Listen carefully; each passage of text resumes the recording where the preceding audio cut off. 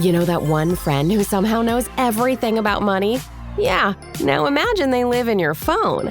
Say hey to Experian, your big financial friend. It's the app that helps you check your FICO score, find ways to save, and basically feel like a financial genius. And guess what? It's totally free. So go on, download the Experian app. Trust me, having a BFF like this is a total game changer. This podcast is brought to you by Carvana. Buying a car shouldn't eat up your week. That's why Carvana made it convenient. Car buying that fits around your life, not the other way around. You can get pre-qualified for an auto loan in just a couple of minutes and browse thousands of quality car options, all within your terms, all online, all on your schedule. Turn car buying into a few clicks and not a full week's endeavor. Finance and buy your car at your convenience on Carvana. Financing subject to credit approval. Additional terms and conditions may apply. Meet the most capable CRV Honda has ever dreamed of. The all-new CRV Trail Sport Hybrid. With all-terrain tires and available enhanced traction control, it's built for wherever the day takes you. Heated front seats and a heated steering wheel, ideal for winter drives and crisp early starts. And with generous cargo space, it's ready for big gear and even bigger getaways. The CRV Trail Sport Hybrid. Learn more at honda.com/CRV.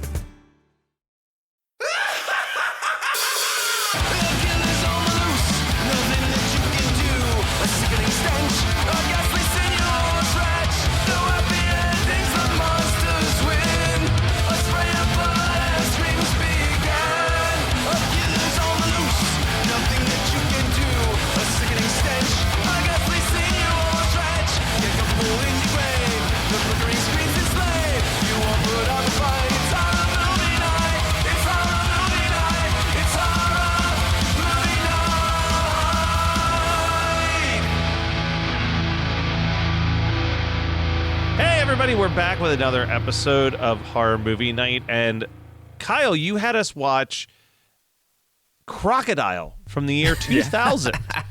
Oh boy, is it from 2000. To talk about this film from 2000, 25 years! Yeah, 25 years. I found this great quote. Producer Frank DiMartina said that with Crocodile, director Tobe Hooper was going to try to recapture the fright of the Texas Chainsaw Massacre.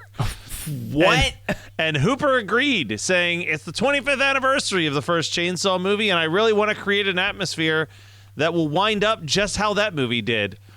And I think he nailed it, everybody. I think this was as... Crocodile carries a lot of TCM energy, for sure.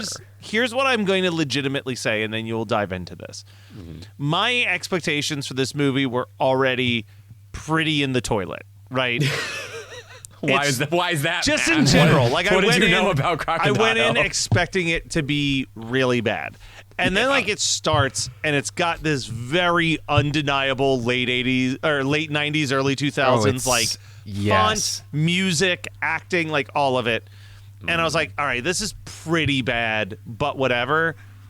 But if I'm going to give a compliment, what I will say is I truly thought that this was a film that was entirely CGI crocodile.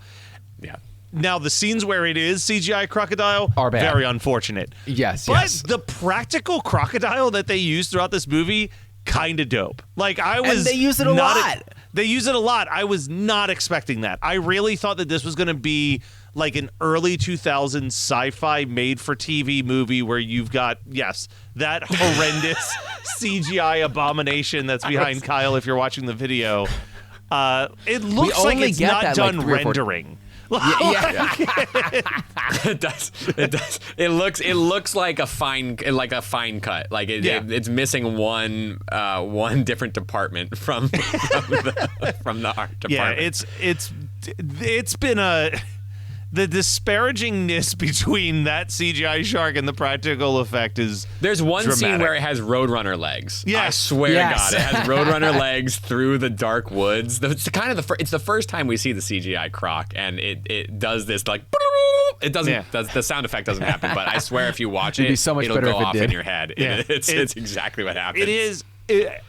There was a point halfway through this movie where I was like, would I actively own this movie and put it on? No. But if I was like, I walked into someone's house and they were already watching Crocodile, I'd be like, I would plop down on the couch and keep watching it. Like, it's not. What the fuck? It's not the, like, in the grand scheme of shit that we have watched for this show, this is so middle of the road comparatively. Yeah. Like, I just I love would take the fact this over, that Matt like, would watch this a second Wrong time. Turn 6. You know what I mean? Like, Yeah, no, I mean, and here's the thing: is that what saves this movie is the 2000s-ness. It is oozing if you- 2000. If you're 40, you will like watching this movie one time. That's what I'm Yeah. gonna say. Is it's not like it's not good. It's not a good movie. Like no bones about it. It's a bad movie. But the characters are so laughably absurd, and the outfits and just everything. And then you add this like extra skin over top of it that it's Tobe Hooper. Yeah. And there is something undeniably fun about it. Yeah, it is not a masterpiece by any stretch of the imagination, but I really went into this expecting to hate every second of my watch and was like pleasantly surprised that this was as 2.5 star of a 2.5 star movie could be. Yeah, it's very pleasant. And so a few and about a month ago now, we were talking Exorcist 3 being from 1990 but feeling so late 80s, right? Like for having a big 80s feel to it. This does undeniably feel like it sort of kicks off the year 2000. Like, so it just here's feels like Y2K. I'm going to push back on that just a little bit. Okay. And I think that because this is 2000, it reminds me that the 2000s really didn't start until September 11th. Like 2000, all of 2000 and most of 2001 still feel like an extension of the 90s to me, where like 2001 is the September 11th is where there's this definitive break from the bright colors and good times of the 90s into like I think that a large chunk, I think we forget this, but a large chunk of the 2000s is like way more beige colored entertainment. Yeah, you know what I mean? Like this still has the bright optimism of the late 90s. Yeah. Okay, no, that's very fair. That is a very interesting place to argument plop Crocodile on the timeline. I think you're right. But this is my second Tobe Hooper pick this year with the Mangler. Ooh, man, where do I rank this against the Mangler? I think it's beneath the Mangler, but not by much. By much. And they both have a very crazy energy to them. They have 100 crazy in different energy. ways, for sure. Yes. This one has an 8 character cast crazy energy. We are...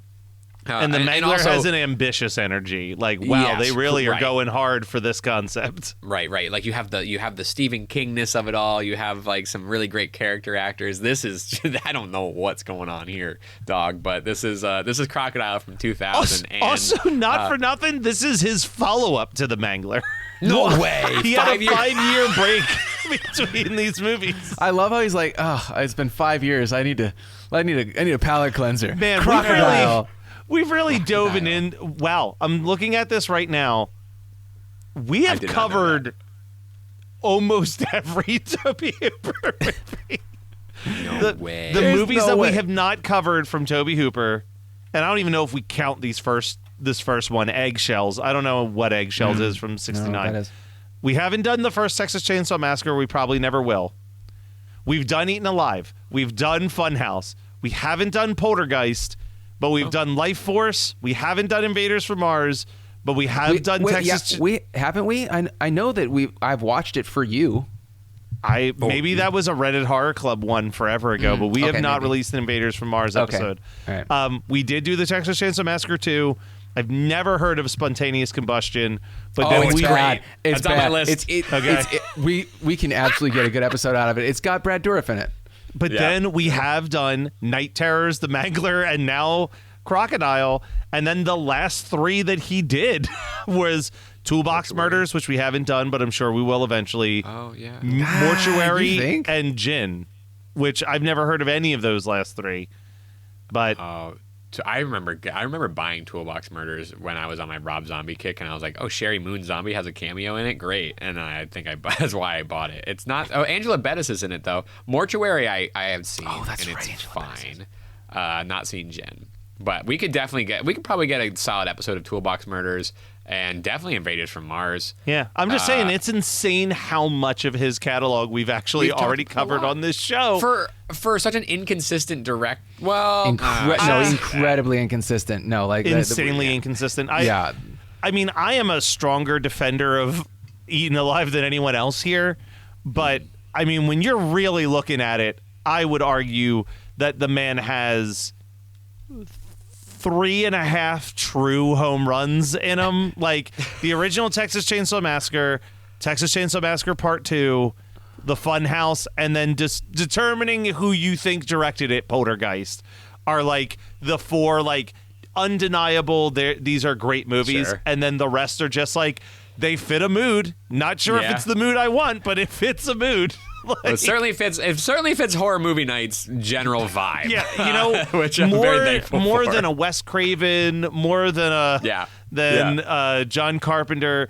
Tobe Hooper really is the horror movie night podcast. He's got to be the one we've covered most, right? Yeah, he has to be. He has to be up there's there. no one else that could come even close to that. Like that is an insane 1, 2, pull. 3, 4, 5, 6, 7. We've done 7 of his 12 movies. So even if it's not close. well, there's got it. There. I mean, we have not done that many Carpenters for sure, and so we have not done 7 John Carpenter movies. I know that we've done 7 Wes Craven movies. He would be the only other one who might be in the conversation. Not even Charlie Band. Well, Charlie Band's a whole other beast because there's if you stuff he's directed and there's his stuff he's produced, so that becomes complicated. That's a good argument, Matt. Yeah. Matt he's really the voice of reason today, isn't he? Hey, I've always been the voice of reason. Anyway, let's open some cans and talk about this damn movie. Yeah, we're gonna get on the boat, baby. I didn't have a Corona, which would have been probably what I had for this. Perfect. Corona. But I did. But my Bud Light Next, it takes on a whole other meaning, this being the next film after The Mangler that I picked earlier. So my Bud Light Next is just a very light, easy drinking boat beer. What do you got, Scott? Sorry, guys. I'm out for trout today. Oh, other half. I need to zoom in on that because what is that a cartoon fish on that can? It's actually a trout. It's a fish. Sure as hell is. Catching Look a man. That's great. You got your blood hook shirt on. I'm also wearing my Fishing is Rude shirt. So, hell yeah. This is all planned out, my guys. Very nice. Very nice. I love that I almost never can scoop you, Kyle, on a beer because you're like, oh, other half? Like, who knows this shit? You? The man works at a beer distributor. We are close enough in proximity that and that there are more that get out Brooklyn to you as well. than I expect. Gotcha. They're from 12% Brewing, who distributes. Anyway, you don't need to know all that. Anyway, it's great beer, and not mine is not, but that's okay. It's for the laughs. The name of it is literally just to say what you like. You drink it and then you're like, well, that was terrible. Next, and then you get something good, right? I was going to say, I didn't realize that Bud Light was doing their like Pepsi in the mid '90s move of just being like, "This is Pepsi next." I'm going to put him on blast, but this is Evan Fonseca, my co-host on Pod Pro. This is his go-to, just like crushing beer, which is why I had one in my fridge and I thought it worked. Tracks. I was going to say, have not met him in person, information. But yeah. I'm going to have to message him and give him some shit for that. We're trying to get Pod Pro to sponsor Next to sponsor Pod Pro, but I don't think that's going to happen. Okay. Anything's possible, baby. I believe in you. All right, so why this movie, and then walk us through the plot? Well, because it's spring break, baby. Yeah. I've kind of forgot that this takes place during Memorial Day, so my bad on the timing there. We're a little late, but it's just after 4th of July. You might be doing summery things, but 8-ish friends all go to a lake for Memorial Day weekend. And this is a grab bag of personalities. You got a douchebag friend, Duncan. You got a slutty friend named Sunny. You got a friend with a dog, Annabelle and Princess, respectively. And then our main couple, Brady and Claire, with a couple other names sprinkled in. Claire is like is a new girlfriend. She's a newbie to the whole situation. Brady has other dynamics with everyone involved. Everyone seems to hate Claire. And we're just going on this lake I keep calling it a houseboat. It's not. It's some sort of like... It's a pontoon boat, isn't it?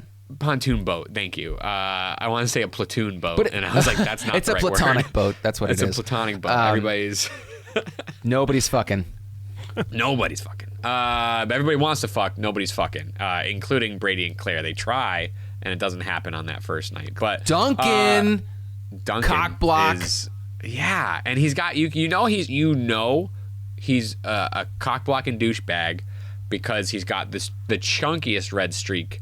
Oh man, I love his hair. I made a note about how great his hair was. And he's got those those sunglasses that are the fake. They're the plastic that's supposed to look like metal, and then they've got like the holes along the sides of the head. Man, if he was not in Good Charlotte, you know, he gives off that vibe. It feels like they like got rid of him before they put out the anthem, and then he just like never made it back. Like he was fired. Those are the cheapest sunglasses, but they have that late 90s, early 2000s look. It's such a vibe. Duncan is a hoot. Slutty friend Sunny also has a lot of colors in her hair, and she gets a bad rap. I feel bad for Sunny a lot of the time here, but she gets her comeuppance later on. So they go on this platoon boat. They go out. They camp offshore for a night.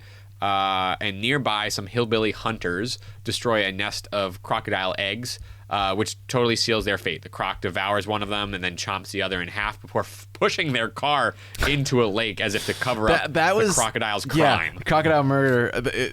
Oh man, this movie is so dumb, and I really, really enjoyed that about it. Like I was watching it, I was like Matt. My expectations were in hell, and it surpassed the expectations. Like it wasn't as bad as I thought it was going to be because it's so fucking dumb. It's dumb. And it's the characters are dumb, but they're not like annoying. They don't argue in an annoying way. I expected this to be way more obnoxious character-wise. I mean, the dialogue is fucking bad, and it's like, and it's like cheap dialogue. Like this is, and the ADR is awful. The ADR is bad, but it's like even like the very first piece of dialogue you get is like, you know, the thing with pizza is that when it's good, and when it's bad, it's still pretty good. And it's like we've heard this fucking conversation since the 80s. Like this is not even a new thought. Not even that's kicking off the movie. Did Tobe write this? Fucking did Tobe Hooper write this? No, I did check that. This is not written by Tobe Hooper at all. You know, since we've been doing this podcast over the 10 nearing 11 years, you know, I now have children that live in my house, and it's made me more of an adult. And being more of an adult, I can note that this super soaker thing is very dangerous, and I did not approve of it when I was watching it. And Duncan's having a blast. He's like, "Oh, you fuckers, I'm gonna get you back." I'm like, you can keep your eyes on the road, sir. Yeah. I was like, this is so dangerous. This is horrifying. If they crashed and the movie ended there, I'd understand. I mean, 5 stars on Letterboxd at that point. Just unexpected. Crocodile is a 5-minute short about kids crashing while playing with super soakers. It's a PSA. Oh my God. Yes. Dangerous. These kids are out of their fucking minds, and this also feels pre 9/11 in that way. Yeah. In a lot of ways, it's like these kids. There's a lot of tomfoolery that's happening during their stay, and a lot of tomfoolery happens at the lake the next morning, where the crocodile prowls. They're playing football they're tossing the pigskin around in the lake. It looks like an egg. And they find an egg. They find a nest of eggs. Duncan puts one in his pants to make it look like he's got a big bulge. Elephantitis of the nuts. Well, now that is a 2000s joke. Holy shit! That is incredible. That dude read the Ripley's Believe It or Not book a lot from the Scholastic Book Fair. Looking at that dude with them big balls, like it's crazy. It's crazy. Duncan is insane, and he also makes the worst Bloody Mary I've ever seen. It is the lightest. It looked like they opened a can of Campbell's tomato soup and he put a piece of celery in it.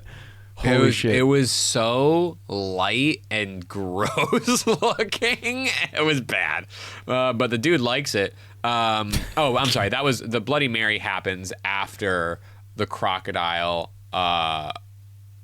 bites the rope for the boat, and the boat just drifts away because they're wasted. How so are they not drunk. all so like after night fucking 1? How are they not so debilitatingly hungover that they can't function? They're playing fucking football in the swamp. In the Makes swamp, no sense man. to me. In That the sun, right in the there swamp. is it's the end of my that's my suspension of disbelief. It's just that it tanks it. They got the cargo shorts on, which take on a lot of water. Like, I'm surprised that they do not drown themselves in this lake, but they don't. They all survive. They survive another night, and things do get a little messy the next night because somebody brings up Sonny and Brady's history when she's drunk. Claire throws Brady off the boat. Hubs gets eaten and the boat drifts away. We don't know. I didn't mention Hubs at any point before this because Hubs doesn't matter. He's a sprinkling of people, of bros that need to get killed before we get to anybody else in the business here. So and I love that he's the first death because I really thought it was gonna be Princess, and then I thought it was gonna be Princess's mom, and then I thought it was gonna be literally anybody but him. But I was like, oh well, he's the one that I would have liked to have die first anyway. Yeah, it was actually like it was our expectations were met there. We were hoping and praying that was going to be the case. Yeah, the dog Princess seems to be like she was going to get eaten at any point in time. So, This here. was the entire movie. This is a big 90s 2000s move for sure. Of like make you think that the pet's gonna die to the point that the pet is MIA for like a large chunk of the movie. Yes. And then pet shows up to essentially save the day in the final act. Yeah, You're and like, also there you go. They are very, very bad dog owners. Like horrible. No, I mean, they're also. So wait, how old are these characters supposed to be? They're Because supposed to be in college. Okay, I They're just wanted to supposed make to be 20.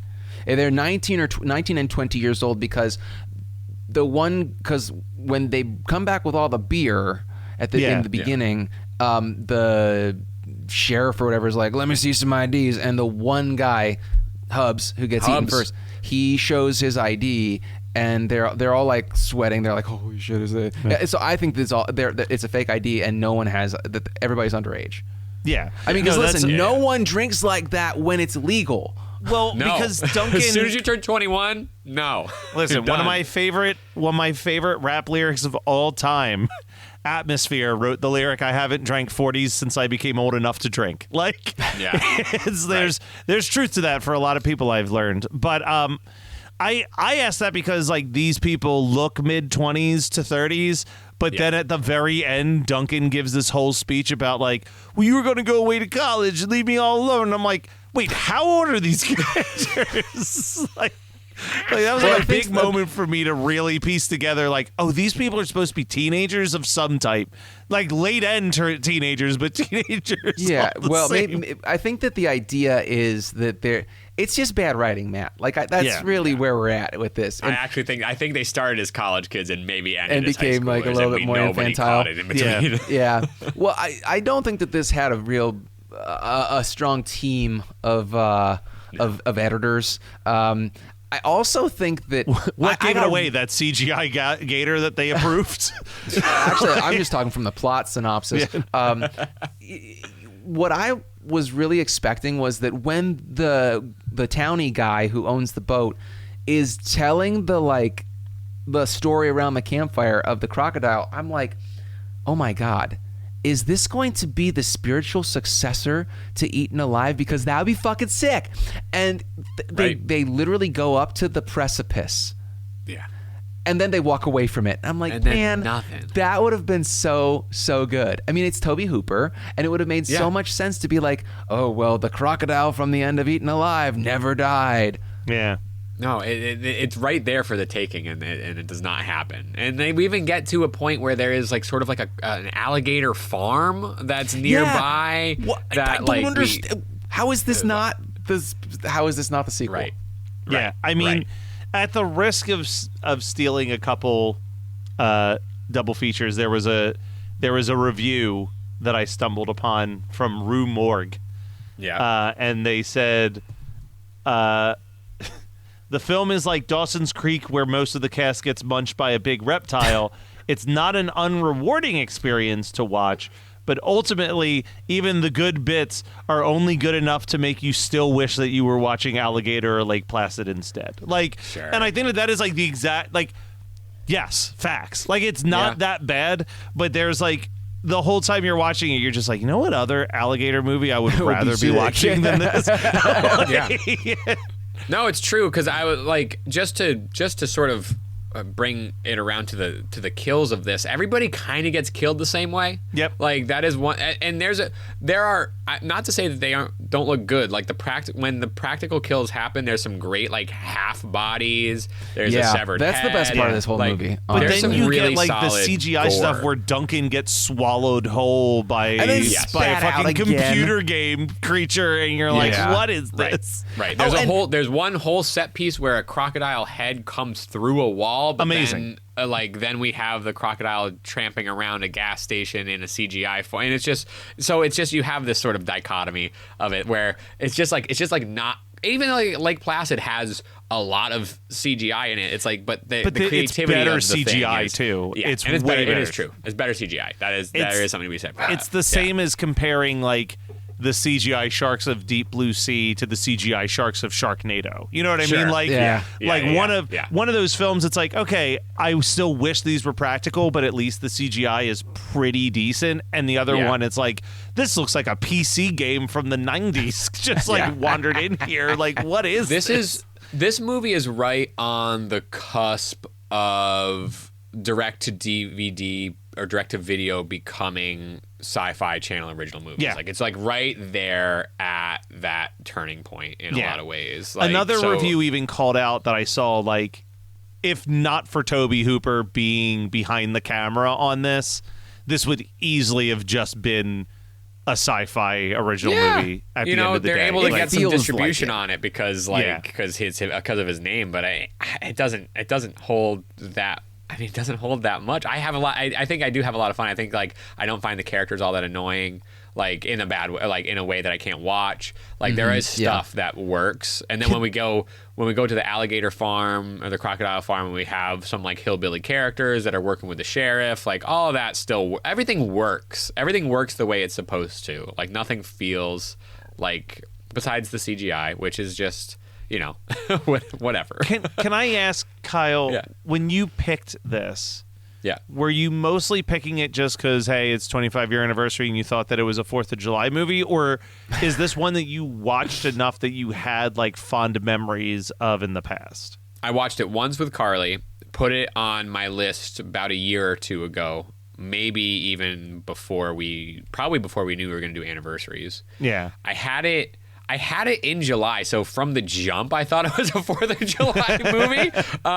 So that's my bad. But I did have it in my list because I just had a lot of fun with it when Carly and I had a blast with it when we watched it, and I was like, this really feels like again the cusp of what could be the difference between us watching a bad Sci-Fi Channel movie and us watching something that is we could actually have fun talking about.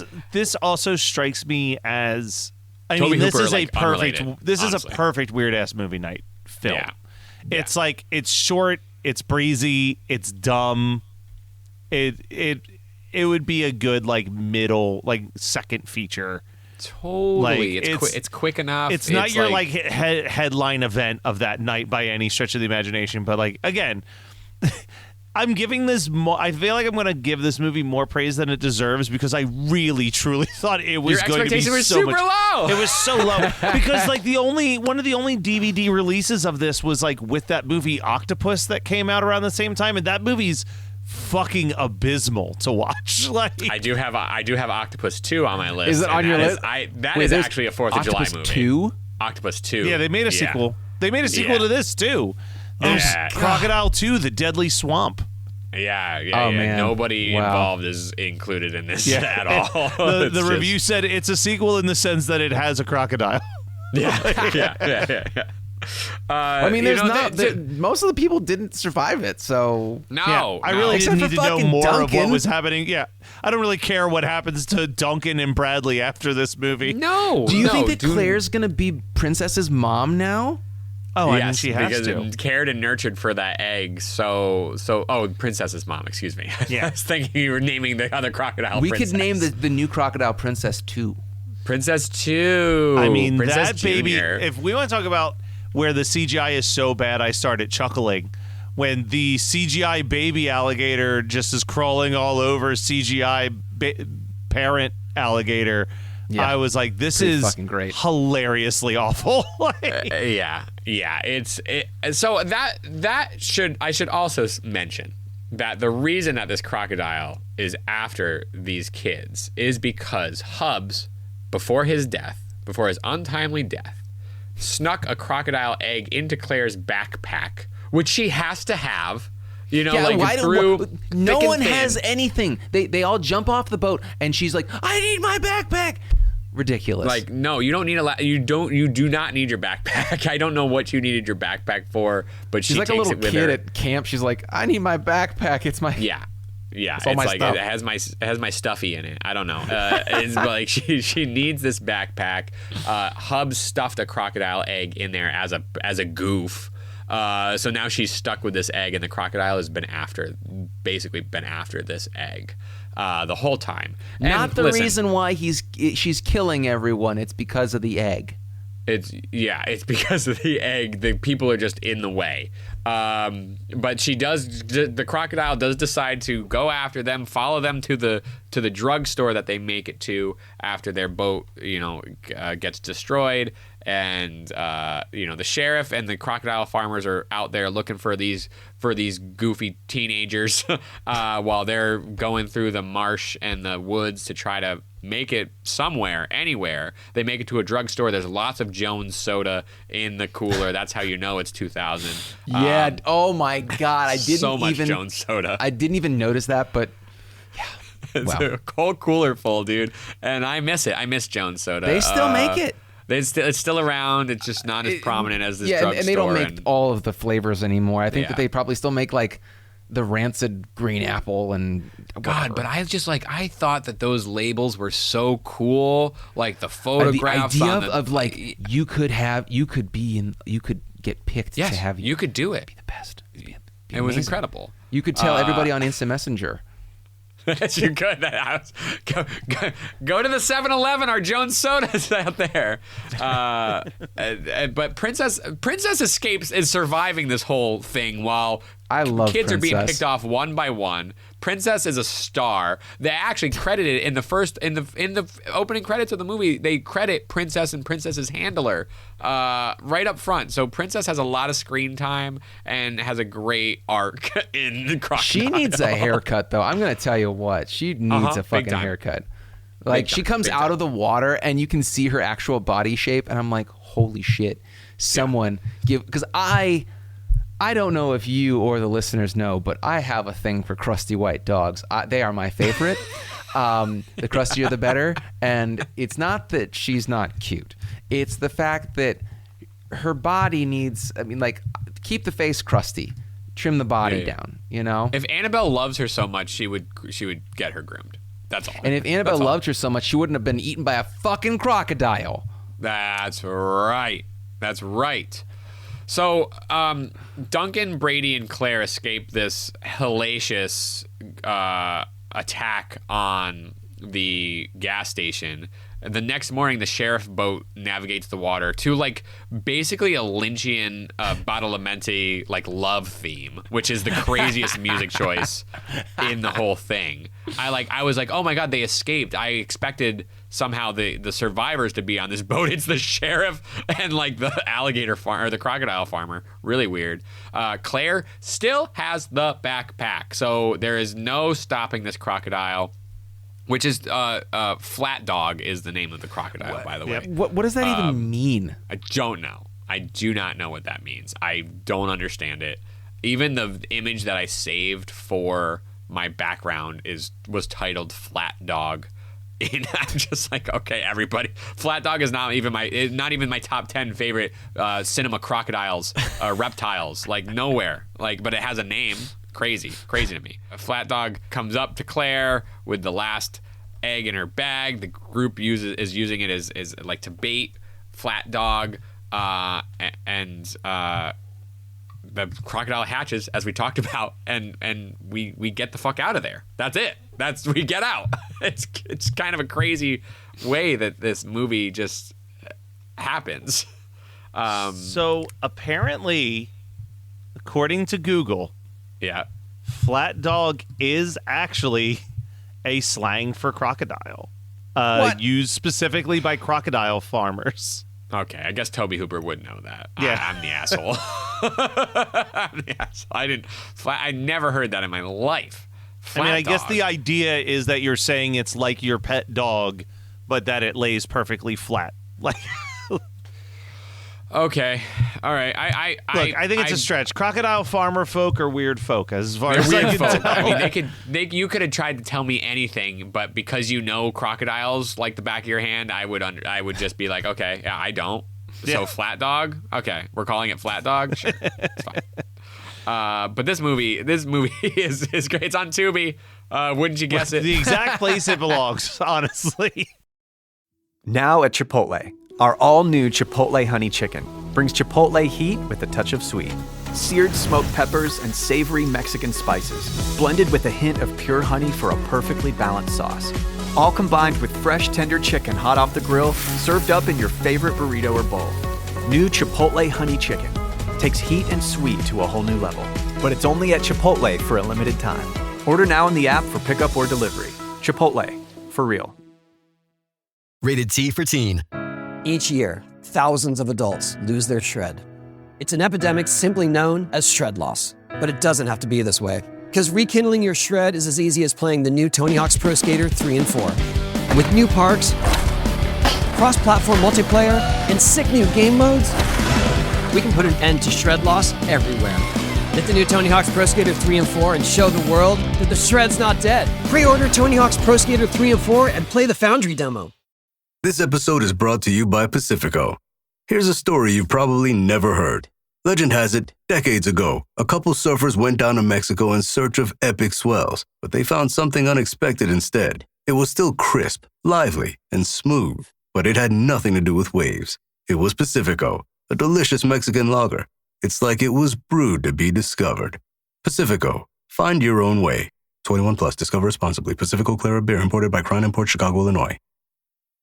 Put down that smartphone and listen to me. I'm Matthew Milligan, professional musician and lifelong Weird Al fan. Each week, I'm joined by professional podcaster and close personal friend Matt Kelly to take a dive off the deep end into the vast career of pop culture icon Weird Al Yankovic on our show, Weird Algorithm. Along with some very special guests from the worlds of music and comedy, we tackle every song, every television appearance, and every bit of sketch comedy Al has produced in chronological order, covering the good old days of My Bologna and Eat It, the fun zone of tacky and white and nerdy, and everything in between. As we go, we're ranking the songs, albums, and music videos in the hopes of creating the ultimate guide to a career bigger than the biggest ball of twine in Minnesota. So the next time you're having one of those days, stuck in a traffic jam, wondering why does this always happen to me, just kick off your sneakers and stick around for a while because we've got it all on Weird Algorithm, available wherever you get your podcasts. And now you know. Was that enough references? All right, well, Kyle, if you were having someone over to watch Crocodile, I mean, there's a ton of options to put on next. What would you make them watch? Yeah, you could just let Tubi pick it for you, just the Tubi roulette. But I'm gonna go with Shark Attack 3 Megalodon. Woo! Wow, as my second choice or my double feature. One day we have to do that pile of shit. It's such an insanely bad movie. It's iconic. It's like a Birdemic Troll 2 level of bad. Bad. Yeah. It's unrelenting, and that's gonna be my second choice. All right, Scott, how about you, sir? I love a backwoods murder fest, and so I am going to go from here to Mosquito because they also grow in the swamp. And, well done. But there's no CGI in that. Well, there might be a little CGI in that, but the practical, chef's kiss. Very nice. All right. Now, I think that there's ones that people are expecting me to pick, but I believe both of those are actually gators and not crocodiles. So instead, I'm going with the Italian film Killer Crocodile. Yeah. Of course. Which I will be picking this time next year. We will have watched Killer Crocodile. Just wasn't an anniversary this year. Wasn't an anniversary this year, and I have been chomping at the bit for us to watch this one. How could you not? And speaking of chomping at the bit, y'all should be chomping at the bit to get yourself some shirts over at hmnpodcast.dashery.com. Grab a Gabagoolies t-shirt, grab a Bloodhook shirt, grab, we've got a ton of designs. Grab the Reduce, Reuse, Reanimate shirt design. Also, join our Patreon, patreon.com/HMN podcast for bonus episodes, early releases of these episodes, video versions of the episodes, a ton of great stuff. Find us on all of the socials at HMN podcast. You can see the amazing reels and TikToks that Kyle has been making. I've also been uploading them to the Geekscape YouTube channel, and they do pretty damn well over there as well. And email us at hmnpodcast@gmail.com if you want to join our newsletter, or if you want to tell us a anniversary film that we should be covering this year for our September listener submit it month. And now, Kyle, back to you. What is something that you've watched, read, listened to, etc., that you are a big fan of? So, celebrating another 25 years this year is The Road to El Dorado, which I probably haven't seen since a summer camp or maybe a substitute teacher in like middle school, right? Like it is, but I remember Carly, myself, and then Evan came down to visit, but we were all sort of talking about like generationally lost animated films, and I don't think that Road to El Dorado is lost, but it's got a very niche fan base, though, compared to other stuff. Correct. Exactly. And that time, late 90s to early 2000s, was like ripe for those things. Like, I think that when we were considering an animated feature that wasn't prominent, like Don Bluth comes up, but like Don Bluth movies aren't all that fucking fun. Sorry, all you Bluth heads out there. They're not that fun. So Thumbelina was out. All Dogs Go to Heaven was going to be too sad, so we were just trying to find something else, right? Road to El Dorado, Elton John, it was a great thing to revisit. Like there's a little bit of computer animation, like earlier computer animation in there to match with the drawing animation. It's kind of weird that Kenneth Branagh and Chris Klein are playing two Spanish folks, but that's, we can put that aside. In the year 2000, it's just the music is so Elton John. It's so distinctly Elton John that it's almost nauseating. But I had a lot of fun watching it. Like I expectations were not high. I just remember that it was in front of my eyes at some point in time in my early childhood, right? And it was cool to revisit it. I suggest it. And Chell is an iconic animated female character. Like, let's not forget that she's incredible. Big crush on her, and it was basically like reinstated when we watched Road to El Dorado. I was like, oh yeah, okay. It wasn't weird that we were all attracted to Chell at that point in time. They drew her that way. It's like there's a lot of adult humor in there too. Not bad. I'm just drawn I was going way. to say she's not bad. She was just drawn that way. Drawn that way, right? Yeah, it's vibes, big vibes from Chell on that, and but it was just there's a lot of like adult humor in there too. Obviously, like, we're talking about finding it's mythical, but it's not. Indigenous folks, but it's not. Like it's in Elton John, but it's not. There's a lot happening there. But Road to El Dorado was a fun watch in the year 2025. Well, I was watching it weekly. It's finally over. It's probably going to be on my top 10 shows of this year, but I I don't think I'll hold it as highly as a few other people did. And I am talking about the Apple Plus series, the Studio. Did either of you watch anything of this show? No. I watched a couple like behind the scenes clips because they keep coming up. Yeah, so the thing that's interesting about the Studio, it's a Seth Rogen created series, and the premise is that he becomes the youngest head of this this film studio, and each episode is like a different episode of them trying to get a movie produced, and like in a very Curb Your Enthusiasm kind of way, they blunder and fuck up every movie that they're trying to get made. Like they're trying to do the Oscar bait movie and it just doesn't work. They're trying to get like a prestige director, it doesn't work. There's like a really funny episode where they're essentially just trying to remake. They're trying to basically just do Smile again, but not Smile. Like they're trying to produce a movie called Grin, but they're trying to pay the director and writer of the Smile movies to make it. And it's him playing himself. And like there's like literally a line where it's like, let's call a spade a spade. You're paying me to remake my own movie. like it's got like a very meta self-aware aspect to it. But what makes the show fun and interesting to watch is in the very first episode, Seth Rogen's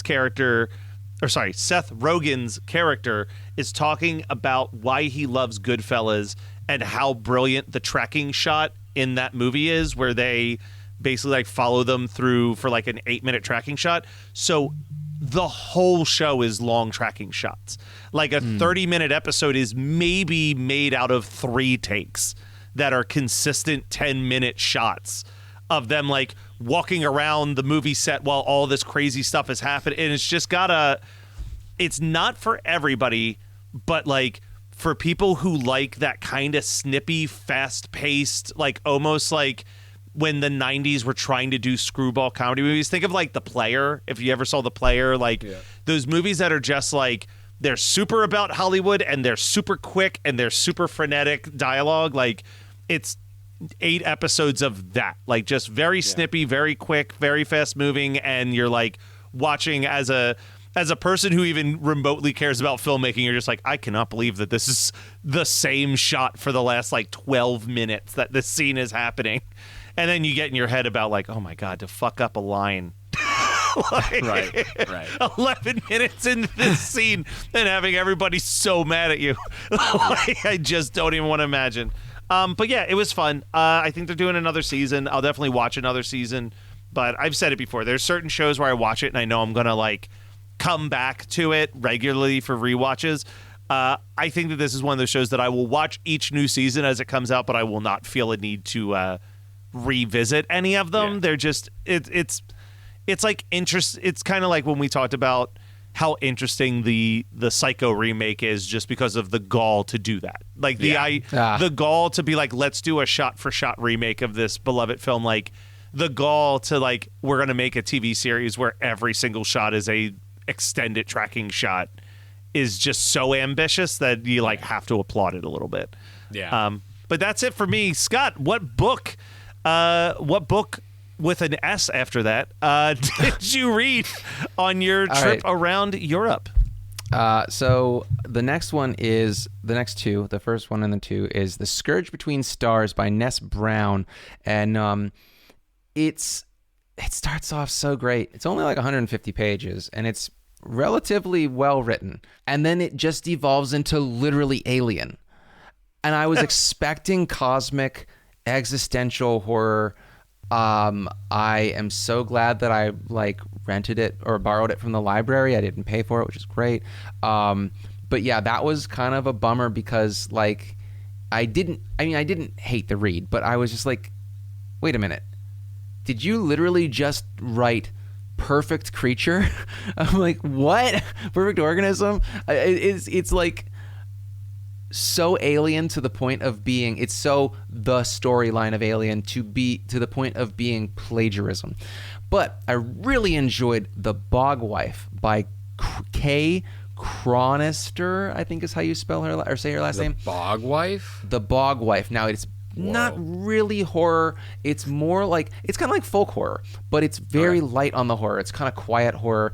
And the conceit of the story is it's this family of kind of like reclusive West Virginians that have lived on a cranberry bog for an extended, like, generations and generations. And the patriarch of the family goes out to the bog, does a ritual, and the bog gives him a wife, and then they have children together. And so the kids are produced via the bog wife, and it's a very interesting read.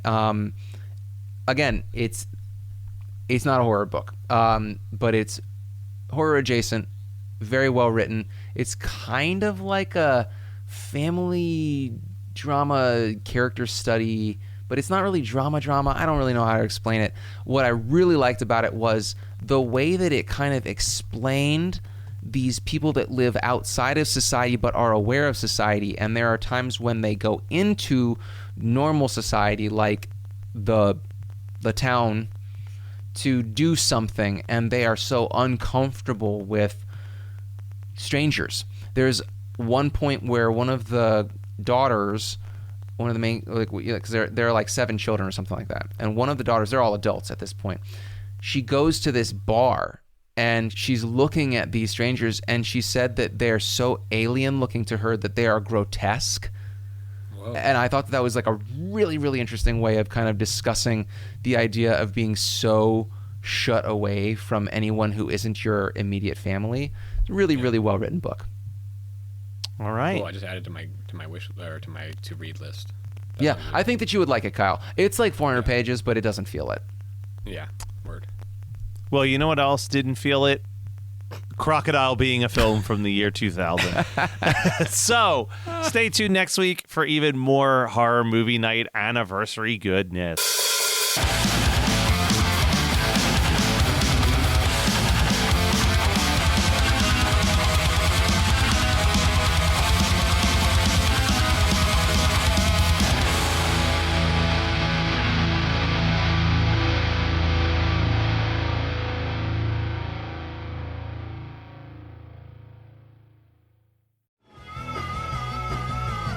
You're listening to the Geekscape Network.